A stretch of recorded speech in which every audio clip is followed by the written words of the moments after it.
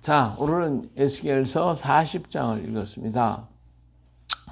에스겔서 40장은 40장부터 이제 마지막 장 48장에 이르기까지 에스겔이 본 성전의 환상을 여기서 그리고 있어요.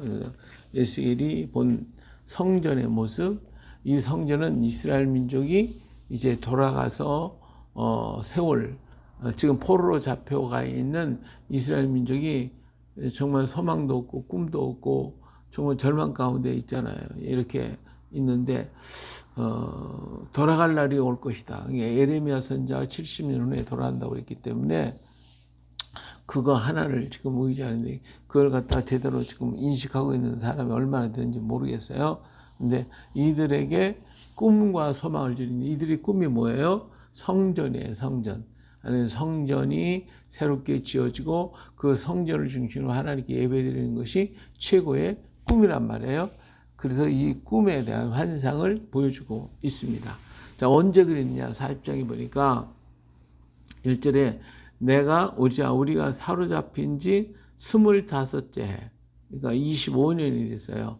에스겔이 바벨론 땅에 사로잡혀 와서 산 지가 25년, 성이 함락된 건 11년째, 11년. 근데 14째, 그러니까 14년이 흘렀어요. 14년. 예루살렘 성이 함락된 지 14년이 지났어요. 첫째 달, 열째 날. 그래서 사로잡힌 지 25년 1월 10일 날 임했죠. 성이 함락된, 예루살렘이 함락된 뒤로는 14년 1월 10일 날 임한 하나님의 말씀을 여기에서 말해주고 있어요. 하나님께서 에스겔을 데리고 이스라엘 땅으로 이렇게 데려가요. 이게 들었는데 나를 매우 높은 산 위에 내려놓으셨다. 그래서 거기서 남쪽을 향하여 이렇게 보니까 그 안에 성읍 같은 형상이 거기에 있었어요. 그래서 그게 뭔가 하고요. 보니까 하나님께서 그를 데리고 이렇게 그 성읍으로 갔는데 가보니까 거기에 한 사람이 있는데 놋같이 빛난 사람이 하나가 이렇게 장줄, 하나가 손에 삼줄과 측량하는 장대를 가지고 문에 서 있었습니다. 그때 하나님의 음성이 들리기를 뭐라, 이 사람이 내게 이르되 인자야, 거기 있는 서 있는 그 사람이 에스겔에게 말하기에 내가 내게 보이는 그것을 눈으로 보고 귀로 들으며 내 마음으로 생각할지어다. 그래서 보고 그 다음에 듣고 마음으로 한번 깊이 생각을 해봐라. 이거 그렇게 말씀하고 있는 거예요. 이것이 여기 보여지고 있는 모든 것들이 어떤 의미가 담겨 있는 거죠. 어떤 뜻이 담겨져 있는 거예요. 그저 형식적인, 형상적인 그것이 아니라 듣고, 보고, 듣고, 마음으로 한번 생각해봐라. 그래서 내가 이걸 보여주려고 이리로 데려왔다. 그리고 이것을 갖다 이스라엘 족속에게 가서 네가 본 대로 가서 전하라. 이렇게 얘기를 했어요. 그래서 그가 이제 에스겔에게 바라보니까 내가 본즉 집 바깥 사방으로 담이 있었어요. 담이 이렇게 다 이제 사방에 담이 다 쳐 있는데 그 사람의 손에 청량한 장대를 잡았어요. 그래서 그 장대가 그게 청량의 한자인데 한자가 얼마나 길이냐면 장대를 그 길이가 팔꿈치에서 손가락이 이렇게, 요 팔꿈치에서부터 손가락이 이르고 한 손바닥 너비가 더, 여기다가 손바닥 넓이로 하나를 더한 거죠. 요 길이만큼 되는 거예요. 여기서부터 큰 장지 손가락에다가 손바닥을 하나 이렇게 더한 거예요. 요 길이만큼 되겠죠. 요 길이. 요만큼 되는 거예요. 그만한 길이가 되니까 약 이게 한 45cm나 50cm 정도 될 거예요. 45cm에서 한 50cm 정도. 그것이 이제 한자, 그런 그 자를 가지고 왔어요. 그것을 가지고 와서 이제는 이렇게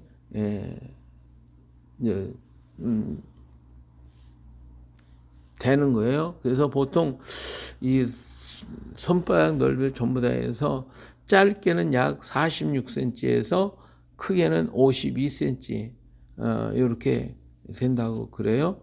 요것을 갖다가 뭐라고 하냐면 한 규빗이다 그래요. 한 규빗. 짧게는 46cm, 길게는 52cm 정도. 그래서 그만한 길이. 그래서 6척 그러면 대개 약 3m 정도. 6척 하면 한 3m 정도 되는 거예요. 이걸 생각하고 이제 그 건물을 생각해 보면 그렇게 뭐 큰 건물은 아니지만 하여튼 그 정도로 생각하면 되겠어요. 자, 그래서 여기 보니까 그가 그걸 가지고 이제 재는 거예요. 재는데 그 담을 측량하는데 담이 두께가 한 장대요. 그러니까 담의 두께가 한 장대, 장대 한 대가 크게 길면 52cm, 짧으면 46cm 정도 되는 그 두께예요. 이 두께가 성 두께가 높이가 한 장, 높이도 역시 맞죠. 한 장대. 이렇게 한 그 담이 쭉 둘러져 있는 이러한 곳으로 들어가서 이 모든 것들을 이렇게 측량하고 있습니다. 그 문간에 그 동쪽을 향한 문이 있는데 그 문을 이렇게 측량을 하고 있습니다. 근데 이 동쪽 문이 특이한 게 있어요. 지금 이스라엘의 그 예루살렘의 동쪽 문은 다 막혀 있어요. 닫혀 있어요. 들어가지 못해도 막혀 있어요. 왜 그러냐면 이 동쪽 문으로 하나님이 오신다고, 하나님께서 오신다고 했기 때문에. 그래서 동쪽 문에 모두 오지 못하도록 막아버렸어요. 그래서 동쪽 문은 지금 막혀 있어요. 근데 여기 제일 먼저 측량하는 것이 아니라 동쪽 문이죠. 동쪽 문. 이것이 가장 중요한 문입니다. 우리나라에도 큰 문에 가서 보면 문이 3개가 있어요. 문 3개예요. 문 3개가 돼 있는데 우리가 보편적으로 잘 모르고 이렇게 지나가요. 진주성에 와보면 진주성에 이제 문이 3개가 있어요. 이렇게 그 문들을 보면 3개가 있는데 그 3개의 문이 왜 문으로 만들었냐면 근데 그 가운데 문은 늘 닫혀 있어요. 가운데 문은 닫혀 있고 양쪽 문만 이렇게 출입할 수 있게 되어 있어요. 그래서 중요한 건물에는 문이 3개가 있다. 근데 문이 3개가 있는데 가운데 문은 닫혀 있고 양쪽 문만 열려 있어요. 그게 왜 그러냐? 이 양쪽 가의 작은 문은 사람이 들어가고 나오는 문이에요. 사람이. 근데 가운데 문은 뭐냐? 이것은 왕이 들어가는 문, 또 신이 들어가는 문이에요. 그래서 항상 닫혀 있어요. 왕이 없으니까. 그리고 또 만일 뭐 제사를 지낸다거나 무슨 이럴 때에는 가운데 문을 열죠. 왜? 신이 들어가야 되니까. 그래서 가운데 문을 항상 닫아 놓습니다. 마찬가지로 이스라엘 땅에도 동쪽 문은 하나님이 들어오시는 문이에요. 그래서 닫아 있어요. 근데 또 다른 의미도 있어요. 그 동쪽 문 바깥에 무덤들을 많이 만들어 갖고 그 땅을 더럽게 만들어 놨어요. 왜 그러냐면 하나님 들어오지 말라고. 그래서 이게 다 막아 놨어요. 동쪽 문은. 여기 보니까 제일 먼저 하나님이 측량하게 하신 것은 뭐냐면 동쪽 문이에요. 동쪽 문. 6절에 보니까 그가 동쪽을 향한 문에 이르러 층계 올라 그 문의 통로를 측량하니 길이는 아까 한 장되어 그 안쪽 통로의 길이도 한 장되며 그 문간에 문지기 방들이 있는데 각기 길이가 한장되어 너비가 한장되어 각 방 사이 벽이 5척이며 양쪽 문 통로의 길이가 한장되어 그 앞에 현관이 있고 그 앞에 안문이 있으며 또 안문의 현관을 측량하니 한장되어 안문의 현관을 또 측량하니 8척이요 그 문벽은 2척이라. 그 문의 현관이 안으로 향하였으며 그 동문 간 문지기 방은 왼쪽에 셋이 있고 오른쪽에 셋이 있으니 그 셋이 각각 같은 크기요 그 좌우편의 벽도 다 같은 크기며 또 그 문 통로를 측량하니 너비가 10척이요 길이가 13척이며 방 앞에 칸막이 벽이 있는데 이쪽 칸막이 벽도 한 척이요 저쪽 칸막이 벽도 한 척이며 그 방 이쪽도 6척이요 저쪽도 6척이요 그가 문가를 측량하니 이 방 지붕가에서 저 방 지붕가까지 너비가 25척인데 방문은 서로 반대되었으며 하여튼 이렇게 해서 그 동쪽 문을 지키는 사람들의 방도 거기에 다 있고 그래서 문지기가 항상 그 문을 지키고 있는 동쪽 문인 것을 여기서 제일 먼저 이렇게 말씀해주고 있어요. 그래서 그 문을 통해서 하나님 에스겔이 를 데리고 지금 들어가요. 그래서 여기 17절에 보니까 이제 그가 나를 데리고 바깥들에 들어가니 뜰 사면에 박석 깔린 땅이 있고 그 박석 깔린 땅 위에 여러 방이 있었다. 이거 모두가 30개의 방이 있다. 그러니까 동쪽 문은 하나님이 들어가는 문인데 지금 에스겔이가 어디로 들어가요? 동쪽 문으로 지금 들어가는 거예요. 들어가서 그래서 하나님께서 앞으로 임재해 가지고 역사하실 그러한 광경을 지금 다 보여주고 있는 거예요. 그러니까 우리 주님 재림하시는 날 동쪽 문으로 들어오시는 거예요. 동쪽 문으로 들어오셔서 그래서 그 위에 쫙 깔려 있는 것들을 지금 보여주고 있습니다. 자, 그래서 안에 들어가니까 바깥 뜰이 있죠. 바깥 뜰, 거기 뜰이 있는데 그 다음에는 이제 거기서 지나서 바깥 북쪽을 향한 문으로 또 가요. 이제 북쪽을 향한 문간의 길이를 또 측량을 하고 그 다음에 남쪽의 문을 향한 문을 들어가고 또 안뜰 남쪽 문의 안뜰을 측량하고 그리고 안뜰 동쪽 문에 또 가서 안뜰에 가서 동쪽 문에 가서 또 측량을 하고 안뜰 또 북쪽 문을 측량하고 북쪽 문의 부속 건물들을 측량하고 성전 문 현관을 측량하고 이렇게 각각 하나하나마다 다 세밀하게 아주 부분마다 다 측량을 해요. 안에 들어가서 해보고 바깥에서 들어가는 통로와 모든 것을 다 보고 그 안에 들어가서 또 안쪽 안에 있는 하나하나마다 그리고 그 문마다 문에 있는 각 문지기들 이런 방들을 전부 다 측량을 해서 자세하게 몇 척이다 몇 척이다 몇 척이다 전부 다 그렇게 얘기를 하고 있어요. 여기 보니까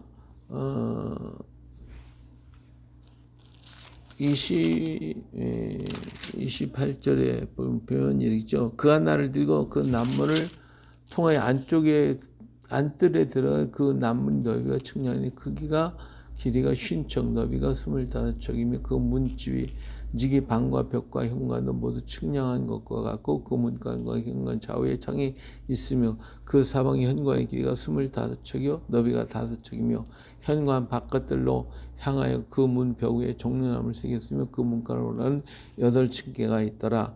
이렇게 해서 여러 문들을 하나하나 이렇게 정리를 해가면서 보여주고 있어요.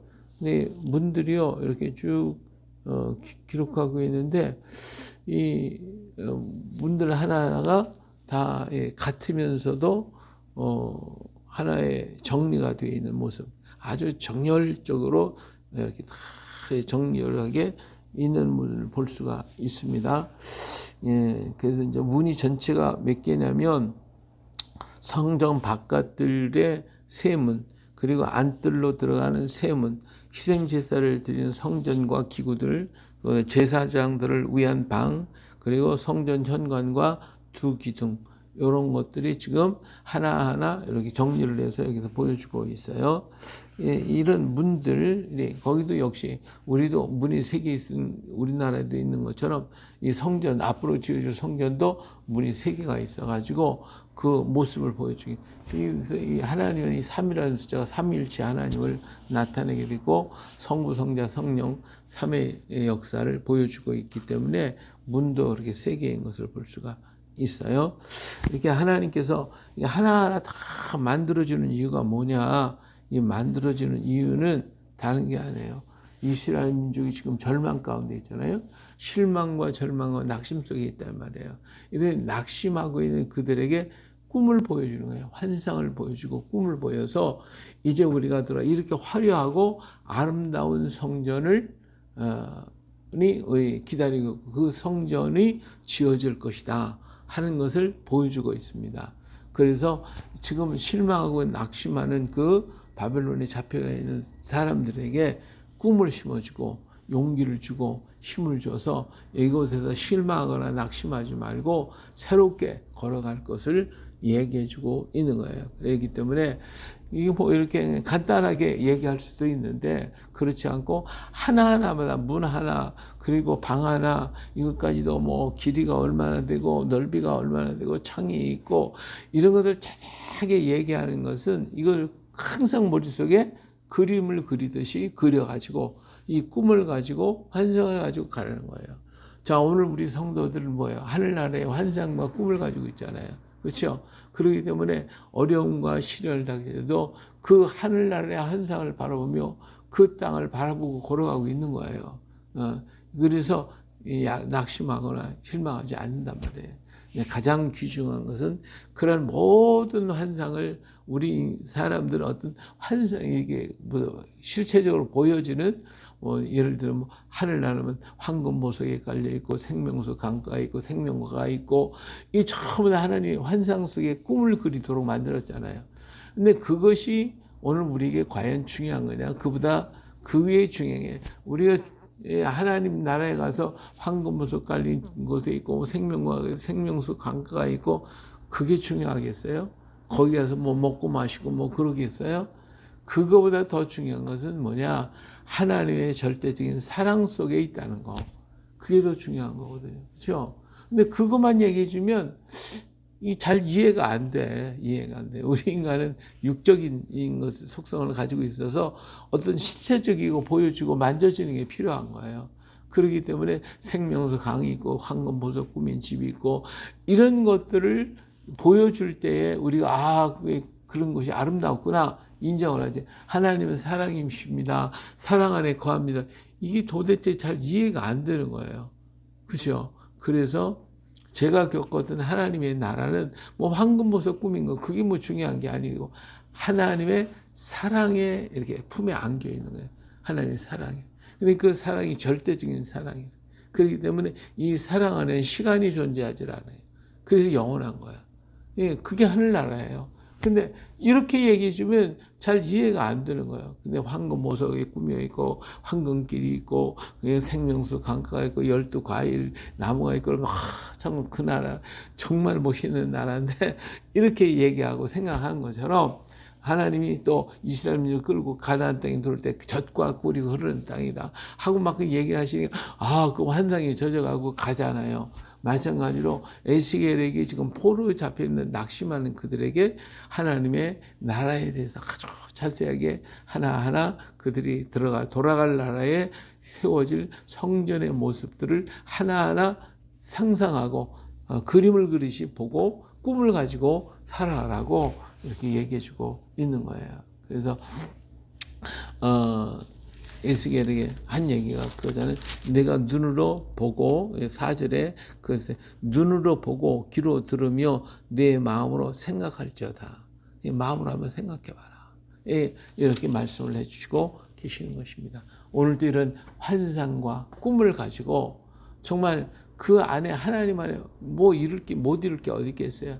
이런 꿈과 환상을 가지고 우리 또 다시 힘차게 그 나라를 바라며 걸어가는 우리 모두가 되시기를 예수님의 이름으로 축복합니다. 할렐루야.